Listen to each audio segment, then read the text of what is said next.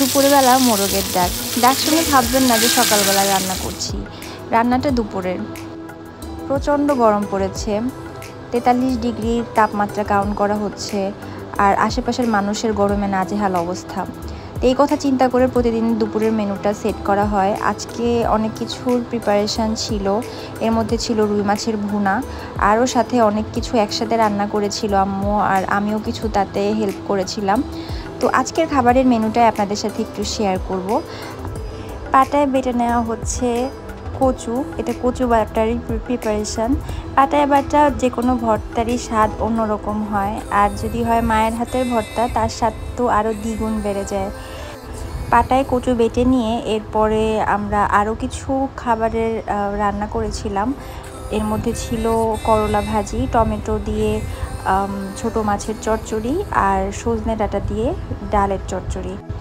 রান্না তো শেষ, এবার পাতে বেড়ে খেয়ে নেওয়া বাকি। আমি এই জন্য খাবার সবগুলো পাতে বেড়ে নিচ্ছিলাম আলাদা আলাদা বাটিতে, সাজিয়ে পরিবেশন করে তারপরে খাওয়া শুরু করব। বাঙালির 5 পদ ছাড়া নাকি খাওয়া মুখেই রোচে না। তো আজকে অবস্থাটা ওরকম। আমার বাসায়ও অনেক কিছু একসাথে বানানো হয়েছে। 6 রকমের তরকারি আমার পেটে দেখতে পাচ্ছেন। কচু ভর্তা, করলা ভাজি, বেগুন দিয়ে চিংড়ি রান্না, সজনে ডাঁটা দিয়ে ডালের চচ্চড়ি, টমেটো দিয়ে ছোট মাছের চচ্চড়ি, আর হচ্ছে রুই মাছের ভুনা। সাথে কিন্তু শসা টমেটোর সালাডটাও ছিল। বাঙালি কিন্তু শেষ পাতে দই অথবা কোনো মিষ্টি কিছু খায়, কিন্তু আমার বাসায় এত রান্নার পরে মিষ্টি কিছুর আয়োজন করা হয়নি।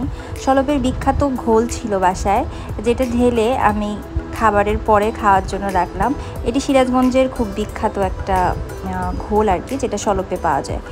সব সাজানো গুছানো, ভিডিও করা, সব কিছু করা শেষ। এখন আমার পেট পুজো করা বাকি। খাবারগুলো খেতে হবে তো নাকি। আমার ভিডিও এতক্ষণ ধরে দেখার জন্য সবাইকে ধন্যবাদ।